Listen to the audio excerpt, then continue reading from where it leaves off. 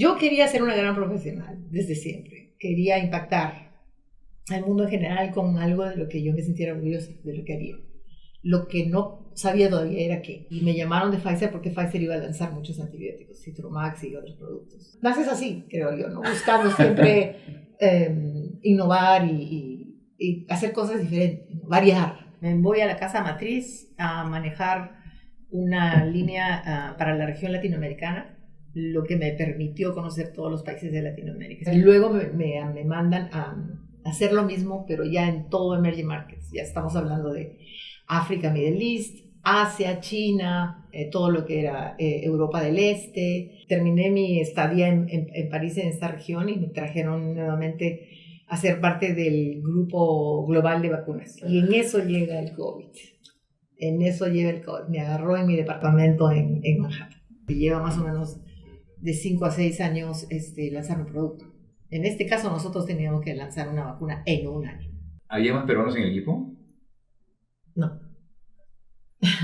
No necesito ser perfecta para sentirme extraordinaria. No necesito ser perfecta para sentirme extraordinaria.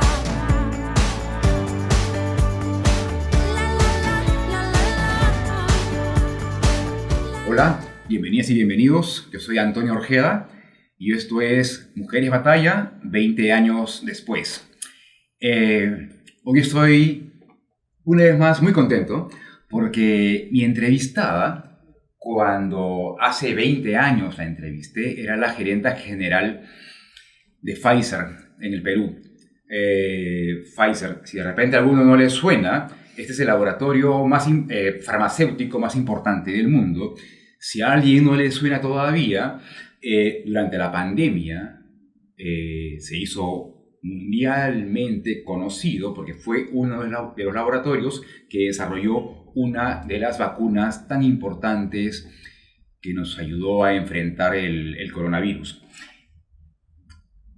¿Y por qué cuento esto? Porque Ana María Luque, mi entrevistada, que hace 20 años era la cabeza de Pfizer en el Perú, ahora justo está trabajando también en el tema, está involucrada en el tema de vacunas en Pfizer, pero desde Nueva York. Así que hemos tenido el privilegio de que en su paso por el país nos dé unos minutos. Ana María, bienvenida. Gracias, muchas gracias. Qué gusto de verte después de 20 años. 20 años, ¿no? ¡Qué locura! Hace 20 años publicamos esa entrevista. Una entrevista que arrancó con una pregunta traviesa. Nunca me voy a olvidar. Me dejaste pensando. Claro, Pfizer, además, es muy conocida, bueno. Y claro, en ese momento era mundialmente conocida porque pues, fue el laboratorio que desarrolló pues, la pastilla mágica, ¿no? El Viagra. Y coincidentemente, hace 20 años, el Perú estaba re jodido, ¿no? O sea, teníamos un gobierno que es interesante porque el gobierno no era mediocre, el presidente lo era, ¿no? Ya Alejandro Toledo se había demostrado que era un borrachín irresponsable, luego nos entraríamos con los años, y además era un pata que metía uña, pero hoy no, hoy tenemos sí un gobierno mediocre. Podríamos decir tranquilamente que ya el tiempo lo dirá, pero es delincuencial. Un Congreso que es nefasto. Qué momento para fregado. Hablaba de la pregunta traviesa que fue al gobierno peruano le falta Viagra. Y tu respuesta fue muy bacán porque era, si fuera únicamente eso lo que necesitase, se lo damos, ¿no? Claro, si a ese gobierno irónicamente decíamos eso, o sea, a este actual, no, a este actual habría que meterlo a la cárcel completito, ¿no? O sea, pero bueno, arranquemos. Tú eres arequipeña. Arequipeña, orgullosísima. Hiciste la universidad en tu región. En Arequipa, sí. Claro, entonces debo entender que si decís eres química farmacéutica, que si hiciste la universidad en Arequipa, fue porque tu idea de vida era hacerla en Arequipa. Al principio sí, pero en realidad déjame contarte, Antonio, que yo siempre quise ser doctora. Entonces ya tenía mi hermana mayor que era doctora, que estaba estudiando en la Universidad de San Agustín y tenía muchos años de haber estudiado, estaba estudiando y habían demasiadas huelgas. Entonces mi papá, mi papá y mamá, padres de 5 hijas mujeres y un hijo varón, me aconsejó bien y me dijo, mira, postula a medicina, pero también postula a farmacia, algo que es parecido, pero en la Universidad Católica donde no hay huelgas. Así puedes terminar más rápido, ¿no? Y así es como entré a farmacia. Yo realmente quería ser doctora. Mira, pues. Pero siempre, cuando ya terminé la carrera, me di cuenta que, bueno, trabajar en la farmacia lindo, tuve mi farmacia, trabajé en varias farmacias, pero no era lo mío. Yo quería salir de Arequipa, quería conocer otras cosas, quería estudiar algo más, quería estudiar una especialización en farmacología clínica acá en Lima. Por eso es que me vine. Hace unos años, una de tus hermanas, Patricia, Patricia, mi hermana doctora, claro. ella posteó algo bien bonito. Y ahí dice, ¿no? Hubo una vez una niñita con grandes sueños que prometió que un día los haría realidad. ¿Cuáles eran tus grandes sueños? Bueno, yo quería ser una gran profesional desde siempre. Quería impactar al mundo en general con algo de lo que yo me sintiera orgullosa de lo que haría. Lo que no sabía todavía era qué, ¿no? Pensaba que, por ejemplo, siendo médico podía impactar a muchas vidas en general, ¿no? Pero con el mundo de la farmacia sí, también me gustaba, pero sentía que algo me faltaba. Me dices tú que trabajaste en farmacias. Tuve una farmacia. Tuviste una farmacia. Uh-huh. Claro, te quedó chico. Me quedó chico. Eso es lo que sentí. Quería seguir avanzando, quería algo más, ¿no? Quería tener un mayor impacto en mi desarrollo profesional, quería seguir creciendo y me di cuenta probablemente que teniendo la farmacia, sí, probablemente iba a tener una, iba a tener dos, iba a tener una cadena de farmacias, pero no era lo mío, Tony. O sea, el tema no era billete. No, el tema era realmente crecer y tener un mayor impacto en la sociedad en general, ¿no? Trascender. Uh-huh. Tú no buscaste Pfizer te buscó a ti. No, eso fue, exacto, tienes razón, o sea, fue que yo me vine a Lima y mi primer trabajo fue en Yambal como químico formulador junior. Yeah. Nunca lo olvidaré porque tuve unas jefas espectaculares químicas que me enseñaron a hacer fórmulas cosméticas. Y ahí es donde veo a las chicas de marketing que venían a hacer sus campañas de marketing. Y ahí empieza mi vida de mirarlas y decir, yo quiero ser como ellas, me gusta lo que hacen, ¿no? Y empecé a averiguar y preguntar, ¿cómo haces? ¿Cómo haría para esto? ¿No? Tú tienes que hacer una maestría. Y así es como me fui a hacer una maestría en ESAN. Y tuve la gran suerte de que en esa promoción era la primera vez que ESAN empezó a inculcar que mujeres estudiaran maestrías, porque era la mayoría de hombres, eran solamente 2 o 3 mujeres en una promoción. Esa fue la primera promoción donde tuvimos casi 50-50 mujeres en ESAN. Mira. Y por eso tuve la oportunidad también de entrar, ¿no? Y bueno, entonces tú estabas trabajando en marketing en un laboratorio. Trabajaba en Russell al principio. Y de hecho, el jefe que tuve en Russell, que estaba en Pueblo Libre, Ya. era un francés que vino a la maestría a buscar gente que tenga, digamos, una profesión médica o farmacéutica, pero que tenga una maestría. Él tenía la visión muy clara. Uh-huh. De hecho, yo fui en la promoción la primera que logró tener un trabajo, después de salir de la maestría, que estuvimos todo un año completo estudiando ya. ¿Y cómo fue que Pfizer te identificó? Me llamaron, porque yo empecé a lanzar productos antibióticos en Russell. Uh-huh. El Posipen, el Pembritin, productos que ya casi no existen o ya están, digamos, muertos por los genéricos. Y me llamaron de Pfizer porque Pfizer iba a lanzar muchos antibióticos, Citromax y otros productos. Entonces me vine a trabajar aquí a San Isidro. En Pfizer, a donde o sea, llegaste a ocupar el cargo máximo en el Perú, en un momento tú decidiste, durante medio año, fuiste visitadora médica, o sea, te dedicaste a visitar médicos en clínicas particulares o hospitales, llevando las muestras médicas, explicándoles. Esa labor, digamos, no era una obligación. No. ¿Por Y qué? bueno, fue una conversación muy linda que yo tuve con mi primer mentor, Carlos Fernández Ávila, que en paz descanse.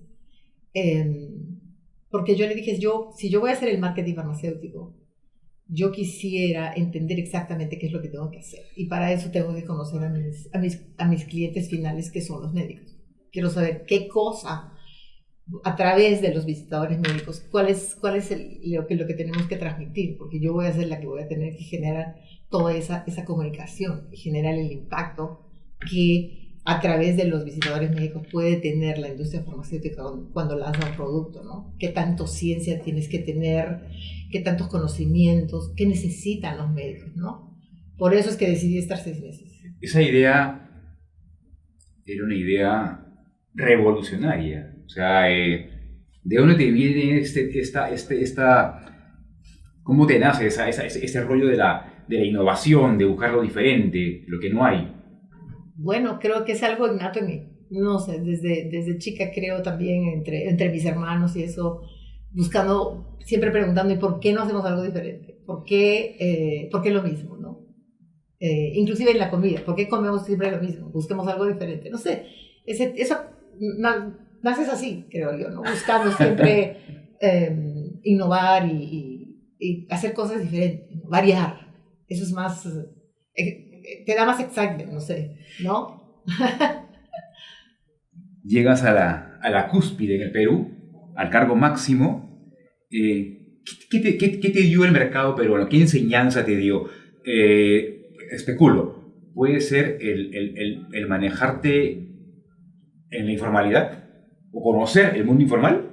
Eso sí, es un buen ejemplo de cómo manejarse en un país informal, sobre todo también desde el punto de vista, digamos, de lo que yo estaba haciendo. Estaba liderando un grupo de personas que tenían un objetivo común, que era brindar ciencia a los médicos, ¿no? Pero teníamos también muchos competidores que utilizaban, digamos, ciertas herramientas que no eran permitidas por la ética en el caso nuestro. Entonces, ese era un poco el tema, el gran reto que me ayudó a entender cómo es que se puede manejar en esa situación, manteniendo siempre, digamos, la ética y el respeto, ¿no? Entonces, de hecho, eso me ayudó mucho para conocer otros, y me di cuenta que luego en otros mercados la cosa no era diferente, ¿no? A eso iba, ¿no? Porque qué interesante, porque de alguna manera, jugando con la idea médica, o sea, te tocó manejarte en un país con un mercado enfermo, ¿no? Donde la ética de ustedes no estaba acompañada por la ética del país, porque el gobierno mismo, o sea, el Ministerio de Salud, no fiscalizaba, no velaba porque los medicamentos cumplieran con estándares de calidad. Exacto. Eso es lo que yo te decía en la primera entrevista, ¿no? La diferencia entre los productos originales y las copias y los genéricos, ¿no? Que son 3 cosas diferentes. Siempre son nuestra entrevista la vez pasada. Claro. La vez pasada, hace 20 años. Ayer. Claro, porque jugando con la idea de Viagra, era un producto nuevo en Estados Unidos. No habían genéricos porque todavía estaba... Tenía protección de patente. Correcto. Sin embargo, en el Perú habían copias. Tenían cerca de 20 copias. Claro, que salieron antes que nosotros. Alucinante. Era tener que competir con ellos, ¿no? Sí. O sea, y competir contra ellos, claro, en un país que permitía eso, ¿no? ¿Eso no era frustrante? Para mí era un reto, mira. Qué bacán. No frustrante, no. Ay, o sea, buscar formas innovadoras de lograr, por ejemplo, fidelidad en tus clientes, ¿no? Qué bacán, ¿Por porque- qué decidir por tu producto si tienes otro mucho más barato? Es bien interesante porque, claro, uno podría lloriquear, decir, este país es injusto. Pero, claro, uno elige lloriquear o verlo como un reto y es como a ver qué hacemos. Ujú, ujú. Bacán, bacán. Y bueno, este aprendizaje, como tú dices, también me imagino fue importante porque después comienza ya tu viaje por el exterior, justo viendo otros mercados emergentes como el nuestro, donde la informalidad sería pues como que también Ujú. el día a día. Sí, definitivamente sí. Me voy a la casa matriz a manejar una línea para la región latinoamericana, lo que me permitió conocer todos los países de Latinoamérica, especialmente enfocada en México, Brasil, Argentina, viendo oportunidades de negocio. En ese tiempo Pfizer se había fusionado con varias compañías, Warner Lambert, Farmacia, y tenía una larga cadena de productos. Entonces el proyecto mío era qué hacer con todos esos productos, ¿no? Había opciones que eran los que le llamaban los productos de la cola, los productos más chiquititos que mucha gente a nivel global no se les daba mucha importancia y les llamábamos productos maduros. Ya. Y me empecé a dar muchas vueltas por los países y me di cuenta que había muchísimas oportunidades con esos productos maduros en nuestros países, donde todavía, a pesar de la pérdida de las patentes, sí había la fidelidad a la marca, a una buena marca, con productos muy conocidos en el área cardiovascular y antiinfecciosas y todo eso, ¿no? Entonces yo dije, no, o sea, no podemos vender esto. Esta es digamos, la parte preciosa de nuestra área en Latinoamérica. Más bien, queremos un grupo en Headquarters que se dedique a hacer crecer esos productos, ¿no? Y empecé a darme cuenta que a veces lo que se hacía en México no se sabía que se hacía en Brasil, o al revés, encontrar oportunidades que yo le llamaba cross-pollination, es decir, juntar a la gente que hacía lo mismo en los países y decir, mira, aquí están haciendo esto, ¿por qué no haces tú lo mismo? ¿No? Mira, han lanzado una nueva línea o una nueva extensión de línea de este mismo producto. Por decirte, el Norvax en un país lo lanzaron como ODT, que ya solamente no lo necesitas tomar con agua, lo puedes disolver. Ya lo tienes, ¿por qué no lo lanzamos en otros países? ¿No? Ese era siempre estaba yo tratando de buscar dónde de tener más oportunidades, ¿no? O sea, Pero ahí me dejaron, pues me dejaron hacerme cargo de esos productos y de eso que yo propuse, ¿no? O sea, fue mi reto y ahí empecé a crecer, ¿no? Y ya luego me mandan a hacer lo mismo, pero ya en todo Emerging Markets. Ya estamos hablando de África, Middle East, Asia, China, todo lo que era Europa del Este, haciendo lo mismo, pero a través de todos estos países que eran más de 40 países de la región. más de 40 países De la región de Emerging Markets, ahora sí, ¿no? que Ujú. comenzaste a visitar. Claro.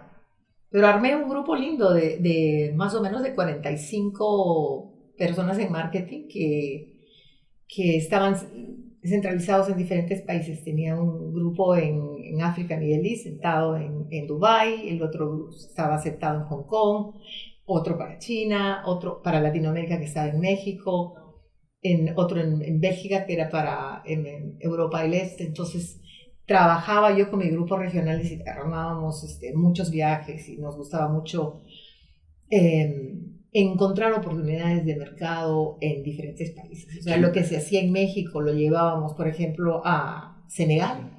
En Senegal encontramos que había un producto para tuberculosis que Pfizer lo manejaba, lo desarrollaba en su planta local, que nadie sabía. Yo decía, pues en nuestros países en Latinoamérica hay tuberculosis, hay que traerlo para aquí, ¿no?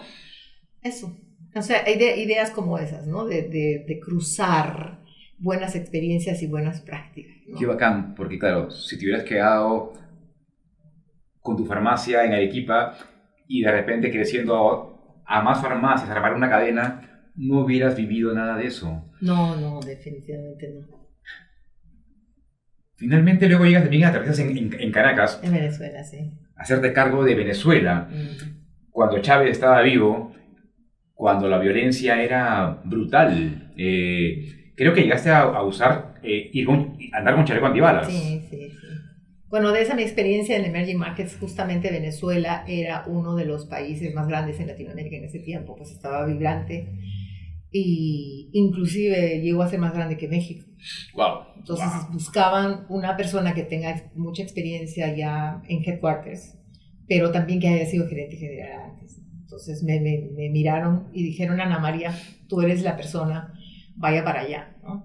¿Qué se siente el ser elegida? O sea, Bueno, es un reto, es una satisfacción también, pero es un reto, porque sientes que están mirando en ti algo y están esperando de ti algo, ¿no? Has dado resultados en un país, has dado resultados en una gran región, ahora, ¿qué se espera, ¿no? de Venezuela? Bueno, Venezuela en ese tiempo era un país de $700 millones en ventas, tenía como 650 personas trabajando ahí, tenía una planta de manufactura muy grande, la más grande de Latinoamérica para ciertos productos, entonces era un país muy grande. Y como jefa, como cabeza, me imagino que también tendrías que velar por la seguridad de tus colaboradores. Entonces yo llego a Venezuela el mismo día, para conocer a mi equipo, el mismo día que muere Maduro, que muere Chávez. Yo no estuve con Chávez. Muere Chávez ese día y fue un caos en el aeropuerto y todo eso. Me gané con todo eso. ¿Qué tal? Bienvenida. Y exacto. Y de ahí encontré un equipo espectacular, diría yo, uno también de los mejores equipos que he visto. Muy bueno, muy resiliente y muy abierto a ideas nuevas. Ahora, en paralelo, cuando yo te entrevisté hace 20 años, tus hijos tenían 9 y 5 años. Y tú, bueno, comienzas a viajar por el mundo. ¿Viajabas con la familia? ¿Te ibas sola? ¿Cómo llevaste eso? No viajaba sola. No, mis hijos estaban en el colegio, muy chicos todavía. O sea, ¿ellos se quedaron en Lima? No, nos fuimos todos a Nueva York. Desde Nueva York, digamos, como que se convirtió como que en tu centro de operaciones, sí. Y de ahí tú te desplazabas. Claro que sí. Viajaba mucho, viajaba casi 2 semanas por mes. Y como madre, ¿cómo era enfrentar eso? Fue un reto, pero creo que, por supuesto, con el gran apoyo de mi esposo, lo logré, ¿no? Cada vez que regresaba yo de viaje, me dedicaba por completo a ellos y a renovar lo que había perdido por una semana. Sobre todo los viajes a Asia eran un poco pesados, porque si vas para allá 18 horas en avión, no es para quedarte 2 días, ¿no? Por lo menos vas a Tailandia, luego pasas a Singapur y terminas en Hong Kong y regresas, ¿no? No puedes darte el lujo de estar tantas horas en el avión por nada, ¿no? Entonces a veces me quedaba 10 días. Pero en otros casos, por ejemplo, ir de Estados Unidos a Brasil eran 3 días, o lo mismo no sé, pues África también era un poco complicado, a Dubái eran 7 horas de vuelo. Sí, era manejable, pero sí, yo soy sincera, siento que me he perdido también algunas cosas con mis hijos. Claro. Pero que ellos ahora lo valoran, ¿no? Ahora cumpleaños, actuaciones en los colegios. Eso nunca me perdí. Ya, cumpleaños no. Ya. Tampoco, eso sí trataba de no perderme, ¿no? Ya. Pero sí algunas actuaciones en colegios o algunas reuniones con colegios, ¿no?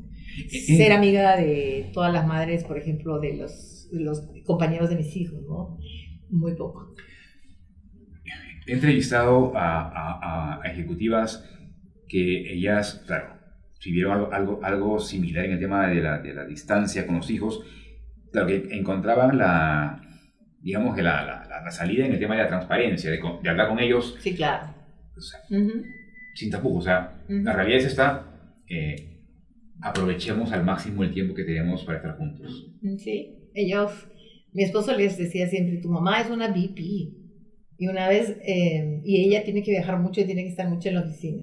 Una vez entrevistaron a mi hijita y me dijo, no me acuerdo dónde, pero le preguntaron, ¿qué quieres ser en el futuro? Y ella dijo, yo quiero ser una VP como mi mamá. ¿Qué hace? Ella viaja mucho y habla mucho por teléfono. Porque eso es lo que debería hacer, ¿no? Qué loco. Sí. Sin embargo, ahora eligió ser psicóloga. Así es. Más bien una chamba calma, ¿no? Qué interesante, ¿no? ¿Le encuentra algún tipo de explicación? ¿Lo han conversado? Desde siempre ella quería estar ayudando mucho en temas de temas mentales, ¿no? Ese era nunca dudó, desde chica le preguntábamos qué quiere ser, ¿no? Igual que mi hijo, siempre dijo arquitecto. Yo dije, ¿de dónde saca mi hijo arquitectura? No pensé, ¿no? Yo los incité varias veces, igual que mi esposo, de ir por el mismo camino de nosotros, ir por el camino del business y estar en una compañía grande y eso, pero ellos no, ellos prefieren más, digamos, temas de manejar sus propios tiempos, balancear también mucho. Quizá han visto mucho que nosotros hemos estado más dedicados al trabajo que a eso y entonces han dicho probablemente, no sé, ¿no? Yo quiero también probar otra cosa, ya Correcto. sé cómo es, ¿no? Correcto. La vida corporativa y quiero probar otra cosa y quizá más adelante me dedico a la vida corporativa, ¿no? Ahora, es clave en este proceso, me comentabas hace un ratito, ¿no? Que tu esposo le decía a tus hijos, tu mamá es una VP, ¿no? Vicepresidenta, ¿no? Él ha sido clave, o sea, para tu desarrollo, ¿no? O sea, es muy importante contar, o sea, que la pareja sepa valorar, ¿no? Definitivamente sí, no hubiera podido yo avanzar como he avanzado si no tuviera el apoyo de mi esposo, completo apoyo 100%, ¿no? Pero siempre dijimos los dos, vamos a seguir desarrollándonos los dos, ¿no? ¿Qué cosa? Mi esposo era gerente de marketing en una empresa telefónica aquí en Perú cuando nos fuimos y él renunció porque decidimos irnos. Entonces... Disculpa que te corte, pero eso habla muy bien de él. Sí, claro. Eso habla de coraje, eso habla de hombría, ¿no? O sea, la hombría bien entendida, ¿no? Nos han enseñado estupideces de que el hombre, el macho... No, al contrario.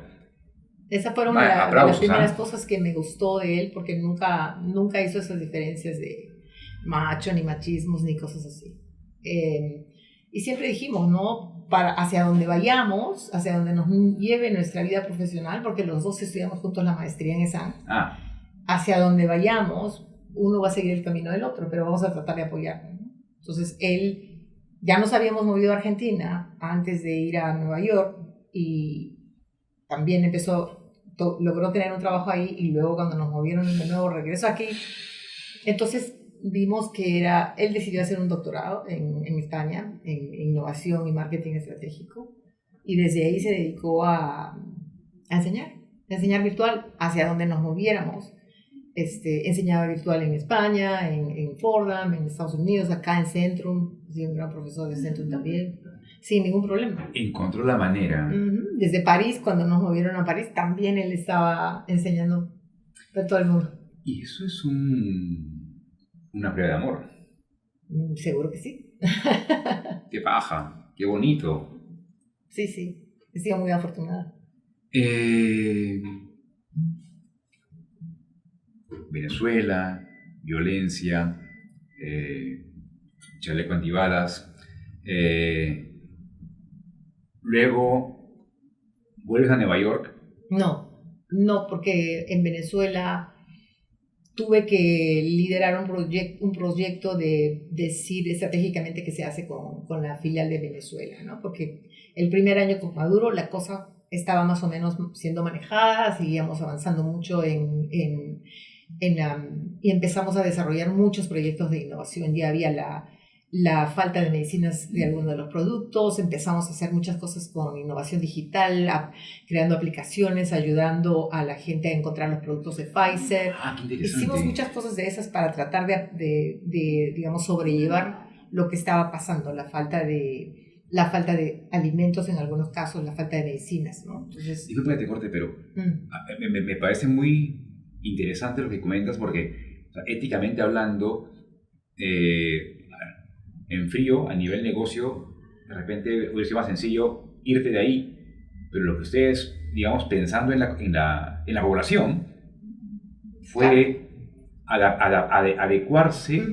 Entonces, empezamos a priorizar cuáles eran los productos de mayor importancia que necesitaba el pueblo venezolano que teníamos que seguir importando. Pero ya se nos iba y veíamos que no, la cosa no avanzaba y el gobierno no nos pagaba las divisas, entonces estábamos llenándonos de muchas deudas. Y tuve el tercer año que liderar un proyecto para decidir estratégicamente qué hacemos con Venezuela. Y tuvimos que tomar la decisión de hibernar, no cerrar, pero hibernar y ya, mover a la gente, tratar de ayudar a todos los colegas a que que tengan una buena, digamos, un buen paquete que les permita salir del país también o moverlos a otras filiales, ¿no? Y ese fue lo que me encantó hacer, ayudar a mucha gente ahí también. Y desde ahí que me proponen irme a Europa, a manejar vacunas en Europa. Sí. O sea que de Venezuela me voy para París. Claro. Y luego ahí ingresas al mundo de las vacunas y coincidentemente, en cuestión de meses, es que se declara la... No, estuve en Europa como 3 años, desarrollando también, viendo otro tipo de iniciativas. Ahí también me gustó mucho porque manejaba un equipo regional que se hacía cargo de todas las vacunas para Europa, Australia y Japón y Corea. Y nos dimos cuenta que el modelo de negocios tenía que cambiar para el tema de las vacunas. No era solamente esperar o que los gobiernos o que los médicos de alguna forma receten las vacunas. Era más, los consumidores empezaban a pedir mucho más información de qué pasa si me vacuno con esto y qué pasa si no, cuál es la protección para aquí. Había muchos temas de algunas enfermedades que se generan, por ejemplo, cuando viajas de un país a otro, y cosas así, vacunas que manejábamos allá. Y creamos un nuevo modelo de negocio en el cual nosotros queríamos acercarnos al consumidor, es decir, que llegar con las vacunas hacia donde estás tú, en vez de esperar que tú vengas a la farmacia a comprar o al hospital a comprar tu propia vacuna. Decimos, por ejemplo, habían botes que iban por todo Noruega y por todos esos sitios, en todos estos grandes ríos, vacunando a la gente que vivía por ahí, por cerca de la ribera. Hacíamos acuerdo con grandes empresas como IKEA, por ejemplo, para poder poner tus stands de ahí en sus digamos, de sus locales para llevar gente, porque los fines de semana es ahí donde iba la gente, o a los parques, por ejemplo. Ahí es donde vacunábamos al menos ayudábamos a vacunar. Todo siempre muy, muy ético, no era solamente nuestra vacuna, si había una competencia, el médico decidía qué poner, pero era más ayudar y educar al consumidor de la necesidad de prevenir y de tener una vida más larga, ¿no? En temas de neumonía, en temas de meningitis y otros, ¿no? O sea, era que empezamos a hacer algo que luego ya se empezó a hacer con el COVID, ¿no? ¿En qué circunstancias estabas? ¿En qué momentos de tu vida estabas cuando pasó lo de COVID? Un año terminé mi estadía en París, en esta región, y me trajeron nuevamente a ser parte del grupo global de vacunas líderes. Yo le reportaba a la presidenta de Global Vaccines Global. Y ya no manejábamos solo Europa ni Emerging Markets, pero en general todo, ¿no? Sí, la verdad, es espeluznante. Estábamos dedicados a cambiar el modelo de negocio y aplicar un poco lo que habíamos estado haciendo en otras regiones, pero ya a nivel global. Y en eso llega el COVID. Me agarró en mi departamento en Manhattan. O sea, eras parte del equipo de Pfizer que a nivel mundial veía el tema de vacunas. O sea, era así como que los super amigos. O sea, sí. Nos agarró ahí, ¿no? Un día nos llamaron y nos dijeron, hasta aquí. Nos quedamos y se van todos a sus casas, y desde ahí empezamos a trabajar, no volvemos más a la oficina, ¿no? Pero eso fue marzo del 2021. 20. Claro. Pero siendo parte de ese equipo, tu cabeza tuvo que comenzar a funcionar de otra manera. O sea, sí, claro. Sí. Definitivamente lo que se hizo fue una cosa extraordinaria, porque se formó un grupo de trabajo que estaba utilizando una metodología de trabajo que no sé si la conoces, que se llama Agile Methodology, que es como trabajar un proyecto específico con un objetivo de tiempo, pero no lo haces como antes. Te pongo un ejemplo.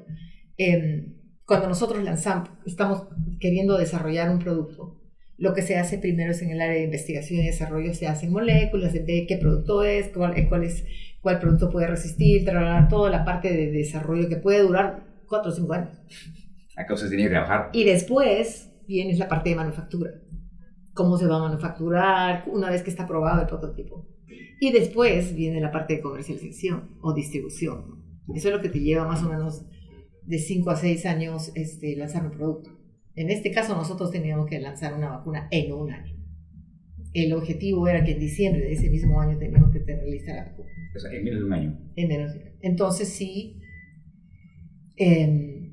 lo que se había que hacer era trabajar en paralelo, ¿no? Es decir, cada cierto ciclo, más o menos de cierto número de días que tú pones, tienes que ver cómo vas avanzando y decides y sigues adelante. No, es como que, por ejemplo, cuando haces un libro, tú haces el libro completo, revisas el primer draft de todo el libro, haces correcciones, vuelves a hacer el segundo draft de todo el libro. Acá no. Acá tenías que hacer el primer capítulo y ya dejarlo listo, pasar al segundo capítulo. Es más o menos lo mismo que nosotros hacíamos. Paso por paso. Nos reuníamos y el equipo que se formó fue espectacular porque utilizaran esta metodología y ahí tienes que tener lo que se llama un Scrum Master, que es el que maneja los tiempos y los proyectos, ¿no? Pero para eso también tienes que tener una cultura de credibilidad y de adaptabilidad y de aceptar, ¿no? Y de trust en los otros grupos. Y también... Tienes que haber sido, obviamente testigo también de los errores que iban cometiéndose en el camino. Por supuesto. Y también una cosa que fue muy interesantísima que yo experimenté es ver cómo la forma de manejar el negocio fue muy diferente. Por ejemplo, una empresa como cualquier empresa transnacional o otra, yo tengo que preparar la presentación para mi jefa la tiene que revisar, me da el feedback y ella lo presenta a la jefa más arriba y ella va al CEO, pero hay una serie de reuniones para ver la presentación que le va a llegar al CEO. Acá no, acá era nosotros, todos el equipo con el CEO en el mismo sitio viendo por primera vez los resultados del estudio clínico que acababa de pasar. Ya no era que había que primero tenía que ver el jefe del área médica, nada. No había tiempo. Y decidir ahí, ¿no? Para decidir, por ejemplo, este producto necesitaba estar en frío, no aguantaba las temperaturas. ¿Qué se hace? El equipo de innovación tenía que traer ideas y ya de ahí decidir. No hay vuelta para atrás. O sea, es como lo que decíamos allá, cut the red tape. O sea, no estemos con que nos pasamos el tiempo preparándonos para el siguiente nivel jerárquico en la organización. Es más, o sea, la presión fue brutal. Uh-huh. Claro, porque aparte era el mundo estaba esperando que ustedes, igual que otros laboratorios, alcancen la meta, Claro. ¿no? O sea, Sí, además Y hay- teníamos un objetivo bien humano y bien claro, ¿no? Y todos en la organización querían apoyar eso, ¿no? De alguna u otra manera. ¿Cómo se logra esto, no? Se tuvieron que poner a un lado ciertos proyectos, cambiar el presupuesto. Muchas cosas se decidieron ese año que tenían que ir con este fin común de salvar a la humanidad de esta horrible situación, de este horrible caos que veías morir gente aquí, allá en los hospitales. o sea, no, es en serio lo que estás diciendo, es salvar a la humanidad. Así lo sentíamos nosotros, ¿no? Cualquiera, en cualquier lugar, en cualquier posición que tuvieras, esa era la sensación que teníamos como empleados, ¿no? ¿Y cuál fue tu sensación cuando ya comenzó a repartirse por el mundo la vacuna y eso funcionaba? E incluso, bueno, al menos en Perú yo recuerdo que muchos queríamos ser vacunados con Pfizer, no por otra vacuna. O sea, debe haberse sentido una Sí, satisfacción gigantesca, Una ¿no? súper satisfacción de poder haber contribuido con un granito de arena en algo así, ¿no? Porque hubo muchísima gente de todas las áreas, ¿no? Investigación y desarrollo, el área de research, el área de calidad, la gente de manufactura espectacular, trayendo ideas de cómo manufacturar rápido, ¿no? Todos los países, los gerentes generales, conversando a cada momento con los gobiernos, con los ministros de salud, cómo hacemos para traer aquí rápido los contratos, todo eso era en paralelo. ¿Había más peruanos en el equipo? No. Debe ser especial para ti eso, ¿no? O sea, claro, eras una embajadora de tu país, de tu región, ¿no? O sea, es lindo, o sea, me enorgullece, ¿no? O sea, te agradezco por eso. Gracias. Pucha, qué bacán. Pero sí habían varios latinos, ¿no? Habían varios. Nosotros, en parte de mi vida cuando he trabajado en Headquarters, siempre he estado muy dedicada, abocada a todo lo que es el tema de diversidad e inclusión y equidad.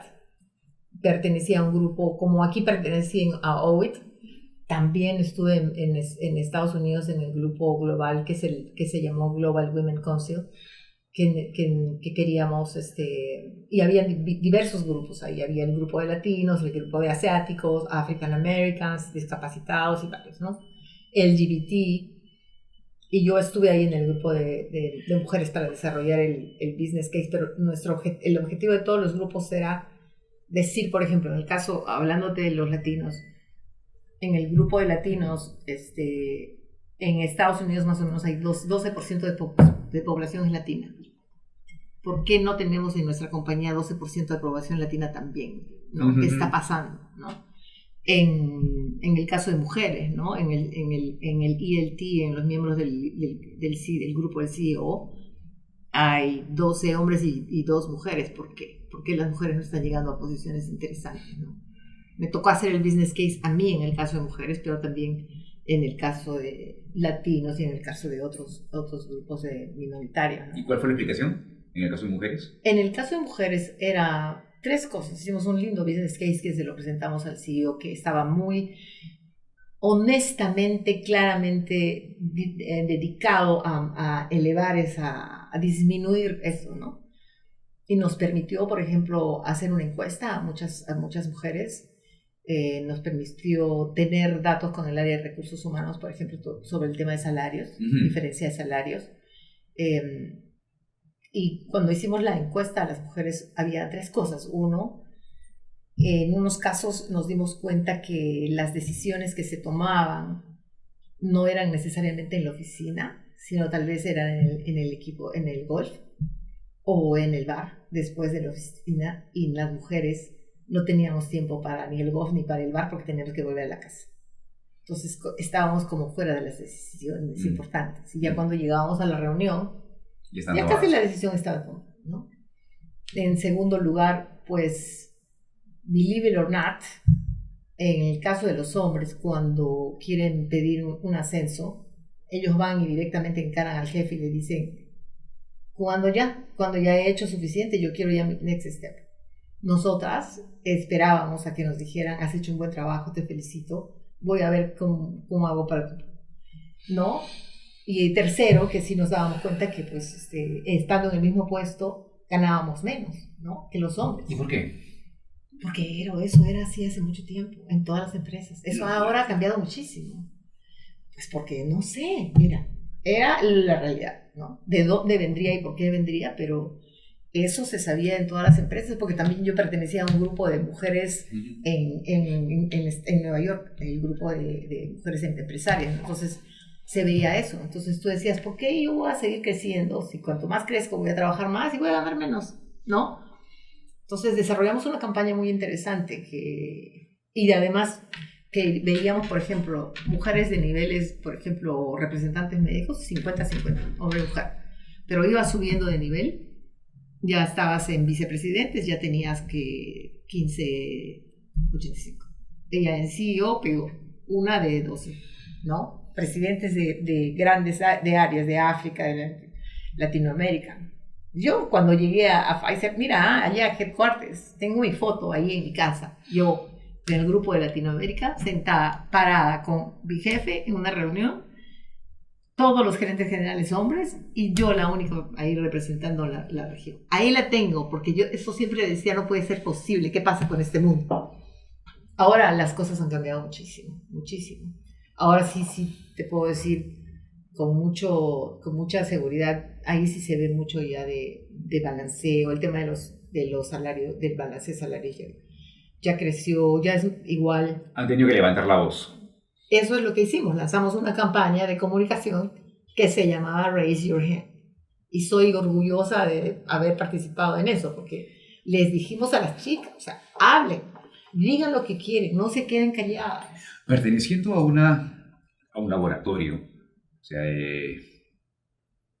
¿qué mayor organización, qué mayor, claro, prueba de que para ustedes la ciencia lo es todo, es determinante?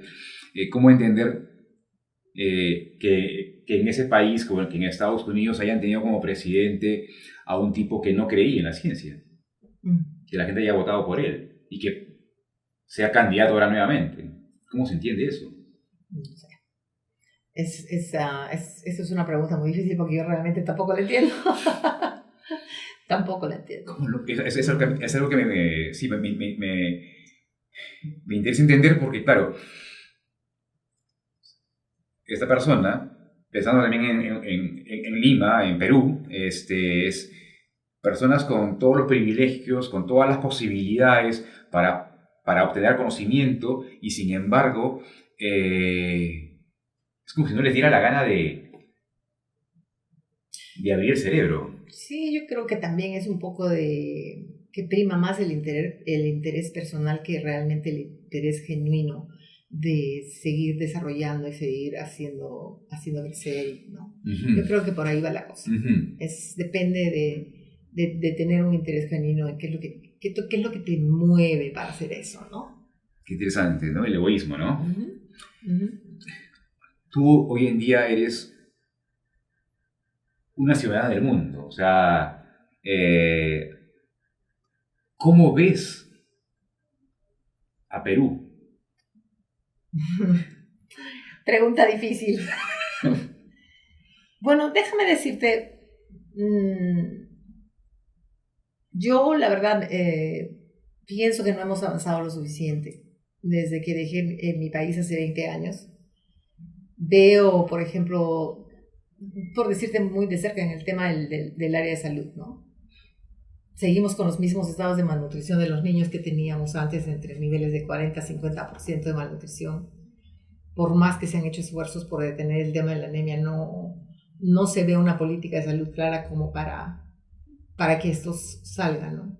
He visto países desarrollados donde pues el foco del gobierno es básicamente 3 cosas. Es hacer que todos los pobladores de ese país, sean ricos, pobres, trabajen o no trabajen, tengo el mismo derecho de salud para todos, ¿no? Aquí no podemos tener eso.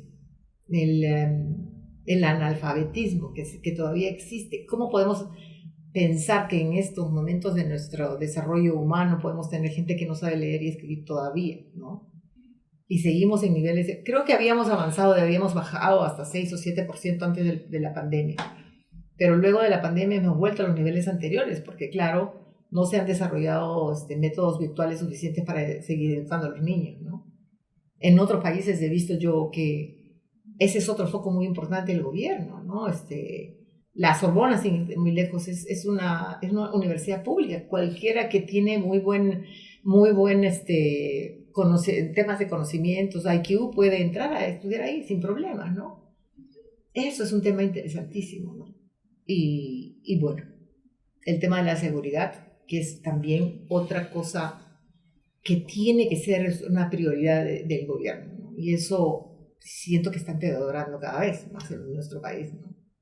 Entonces, si el gobierno los gobiernos como hacen otros, solo se dedican a esas 3 cosas básicas: salud, educación y seguridad, seríamos otros, porque ya pues habría mucho más, las empresas podrían ya dedicarse a lo que tienen que dedicarse, ¿no? A desarrollar más la parte comercial, el desarrollo industrial, ¿no? Recuerdo mucho el final de la entrevista que te hice hace 20 años. Ay, yo no. Tú dijiste, justo, es la frase final. Tú decías, se necesita que haya mayor comunicación y también que el pueblo exija más. nosotros tenemos que exigir más. Sin embargo, a comienzos de año hubo peruanos que salieron a exigir más y los mataron. Y es alucinante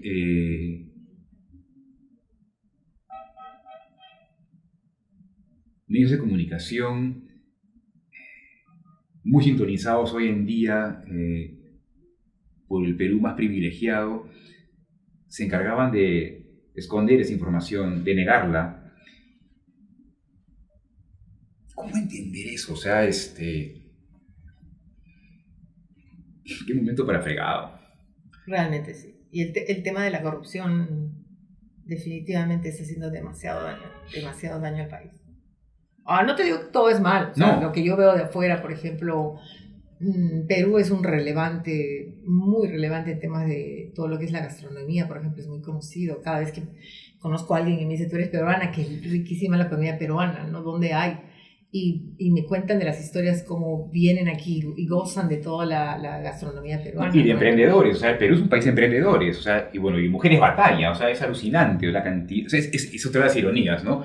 En un país con tal cantidad de mujeres valientes, ejemplares, a la vez también el grado de feminicidio, ¿no? Y de machismo tan bestia que hay en este país, ¿no? Y tantos negándolo, ¿no? Qué país para complejo, caracho. Pero nada, pues hay que seguir dando pelea, ¿no? Por supuesto que sí. Y yo sigo. Bacán. Para terminar, justamente te tengo para ti esto. Mancha Brava, esperanza. Muchas gracias. Qué lindo, la verdad. Te felicito realmente con todo lo que estás haciendo. Y dime una cosa tú. Yo me has contado la historia de lo que tú haces con Mujeres Batalla y todo eso, pero si me permites una pregunta. ¿Cómo nació? ¿Qué te inspira a hacer todo eso?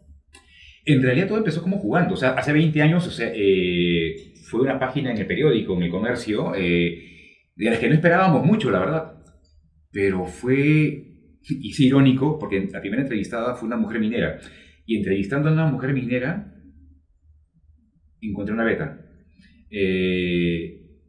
Y salí muy ilusionado de esa entrevista, de las posibilidades que se abrían, y en el proceso de tanto entrevistar e interactuar con las entrevistadas, o sea, ustedes mismas me fueron dando como que tips,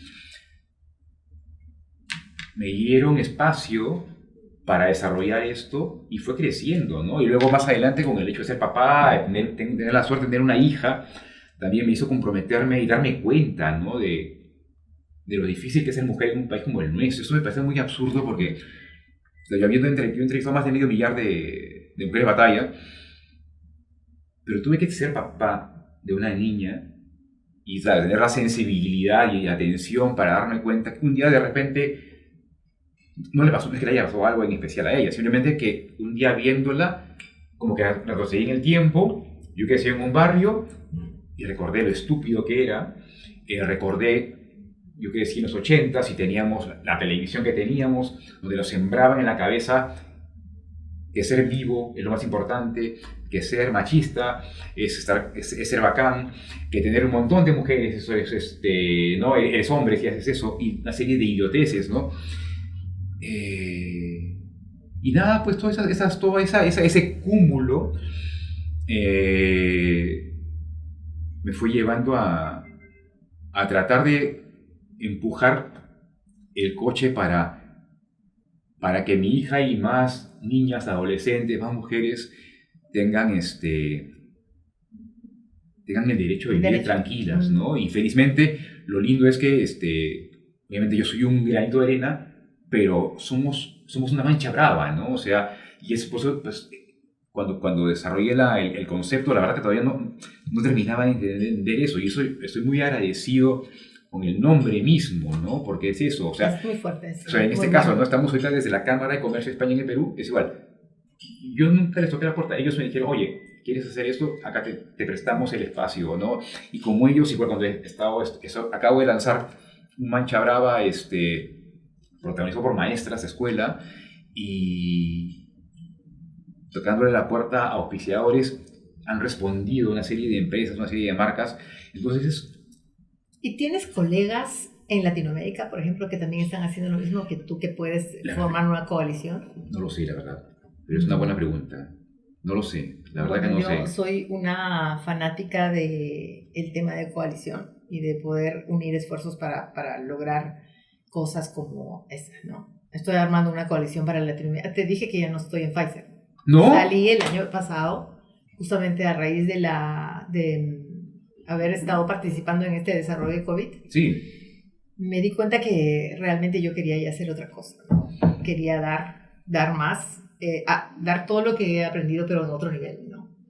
Entonces estoy formando una coalición para Latinoamérica que va a estar dirigida a juntar a todos los grupos que están dedicados a incrementar los niveles de diversidad, equidad e inclusión. Una mancha brava. Una mancha brava latinoamericana, por eso te decía. Pasa la voz. Yo creo en las coaliciones, porque si hacer un esfuerzo uno solo, pero no. Hay que armar ese networking. Por eso te pregunto si tienes colegas en Latinoamérica que por supuesto deben estar haciendo lo mismo que tú, pero no solamente con mujeres, en general con todos los grupos minoritarios. Correcto, sí, hay que buscarlos. Ya pues, chambiemos. Chambiemos. Bacán. Bueno, mejor final no podía haber. Nos vemos dentro de 2 semanas, dentro de 2 martes. Suscríbanse, denle me gusta, compartan, que escuchar y aprender de personas, de mujeres batalla como Ana María Luque, hace bien. Chao.